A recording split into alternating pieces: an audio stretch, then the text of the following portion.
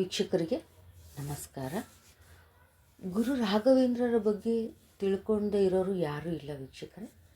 ಹಾಗೆ ಇತ್ತೀಚೆಗೆ ನಾನು ಭೇಟಿ ಕೊಟ್ಟಂಥ ವಡ್ರಹಳ್ಳಿಯಲ್ಲಿರ್ತಕ್ಕಂಥ ರಾಘವೇಂದ್ರ ಸ್ವಾಮಿಯ ಮಠ ನಾವು ಯಾವಾಗಲೂ ಸಾಮಾನ್ಯವಾಗಿ ಹೋಗ್ತಾ ಇರ್ತೀವಿ.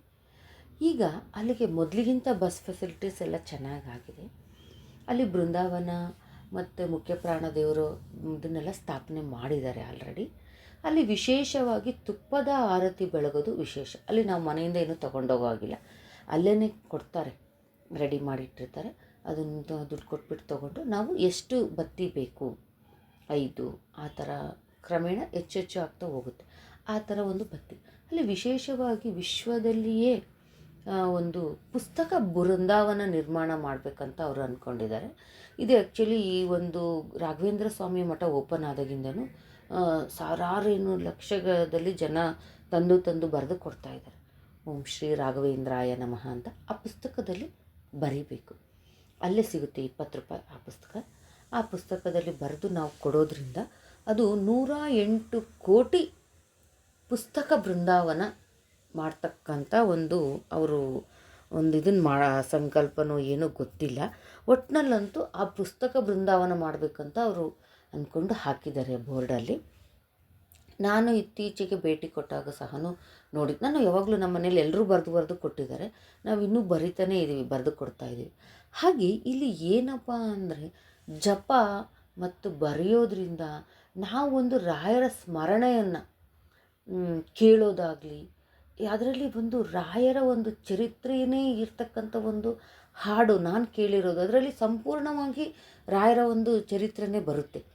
ಜಯ ಜಯ ವೀವೇ ರಾಘವೇಂದ್ರ ಅಂತ ಇದೆ ನೋಡಿ, ಅದು ಆ ಹಾಡು ತುಂಬ ಚೆನ್ನಾಗಿದೆ. ಅದರಲ್ಲಿ ಸಂಪೂರ್ಣವಾಗಿ ವರ್ಣನೆ ಮಾಡಿದ್ದಾರೆ ವೀಕ್ಷಕರೇ ರಾಯರ ಬಗ್ಗೆ.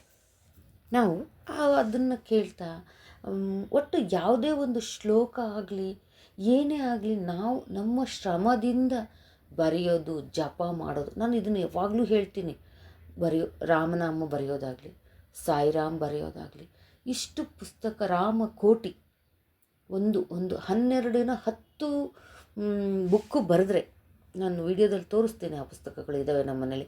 ಎಲ್ಲರೂ ಒಂದೊಂದು ಬುಕ್ ಇಟ್ಕೊಂಡಿದ್ದೀವಿ. ನಾವು ಮೊನ್ನೆ ರಾಮನ ಒಂದು ಪ್ರತಿಷ್ಠಾಪನೆ ಆಯಿತು, ಆಲ್ರೆಡಿ 1 ಲಕ್ಷ ಬರೆದಿದ್ದೀವಿ. ಇದು 2ನೇ ಸ್ಟಾರ್ಟ್ ಮಾಡಿರೋದು. ನಾವು ಬಿಟ್ಬಿಟ್ಟಿದ್ವಿ ಸ್ವಲ್ಪ ದಿನ, ಆನಂತರ ಮತ್ತೆ ಇದು ಯಾವಾಗ ಇದಾಯಿತೋ ರಾಮರ ಒಂದು ಪ್ರತಿಷ್ಠಾಪನೆ ಆಯಿತು, ಆವಾಗ ಮತ್ತೆ ನಾನು ಒಂದು 4 ಬುಕ್ ತಂದು ಎಲ್ಲರೂ ಬರಿತಾ ಇದ್ದೀವಿ. ಸಾಯಿನಾಥಂದೇ ತಗೊಳ್ಳಿ, ಹಾಗೆ ರಾಘವೇಂದ್ರ ಸ್ವಾಮಿಗಳದೇ ಆಗಲಿ, ಬುಕ್ ಬರೆದು ಅಲ್ಲಿ ಕೊಟ್ಟು ಬಂದಿದ್ದೀವಿ ನಾವು ಮಠದಲ್ಲಿ. ಇದು ಶ್ರೀರಾಮ್ ಅಂತ ಬರೀತಕ್ಕಂಥದ್ದು ಮಾತ್ರ ನಾವು ಮನೆಯಲ್ಲೇ ಇಟ್ಟು ಪೂಜೆ ಮಾಡ್ತಾಯಿದ್ದೀವಿ ವೀಕ್ಷಕರೇ.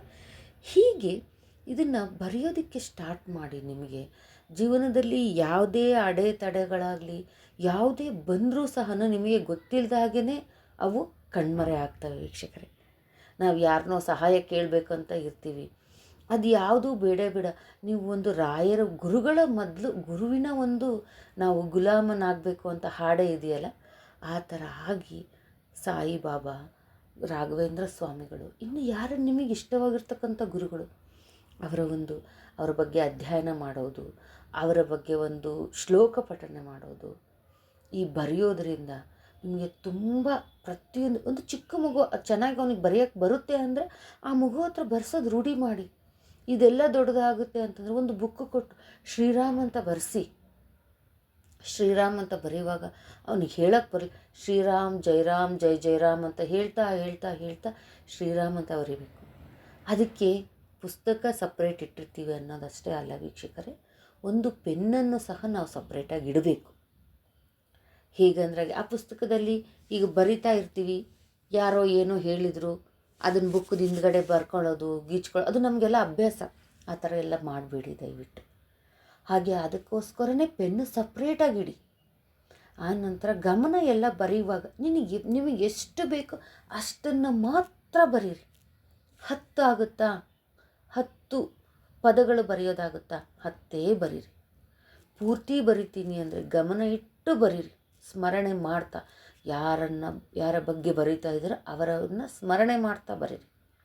ನಿಮ್ಮ ಜೀವನದಲ್ಲಿ ನೀವು ಹೇಗೆ ಪೆನ್ಸಿಲ್ ಕೆತ್ತುತ್ತೀರೋ ಹಾಗೆ ನಿಮ್ಮ ಜೀವನದಲ್ಲಿರ್ತಕ್ಕಂಥ ಪ್ರತಿಯೊಂದು ಕೆಟ್ಟದಾಗಿರ್ತಕ್ಕಂಥ ಯಾವುದೇ ನೀವು ಮಾಡಿರ್ತಕ್ಕಂಥ ಕರ್ಮಗಳೇ ಆಗಲಿ ನಿಮಗೆ ಗೊತ್ತಿಲ್ಲದೆ ಹಾಗೆ ಹೊರಟೋಗ್ತವೆ ಅಂತ ಹೇಳಿರೋದನ್ನು ನಾನು ಕೇಳಿರ್ತಕ್ಕಂಥ ದೊಡ್ಡ ದೊಡ್ಡ ವ್ಯಾಖ್ಯಾನಕಾರರು ಗುರುಗಳು ಹೇಳಿರೋದನ್ನು ಕೇಳಿರೋದನ್ನು ನನ್ನ ಸಬ್ಸ್ಕ್ರೈಬರ್ಗೆ ಹೇಳೋದಕ್ಕೆ ನಾನು ಇಷ್ಟಪಡ್ತೀನಿ ವೀಕ್ಷಕರೇ. ಮತ್ತಷ್ಟು ಈ ಒಂದು ಬರವಣಿಗೆಯ ಬಗ್ಗೆ ಮುಂದಿನ ವಿಡಿಯೋದಲ್ಲಿ ತಿಳಿಸ್ಕೊಡ್ತೀನಿ ವೀಕ್ಷಕರೇ. ಇದಿಷ್ಟು ಕೇಳಿದ್ದಕ್ಕೆ ಧನ್ಯವಾದಗಳು.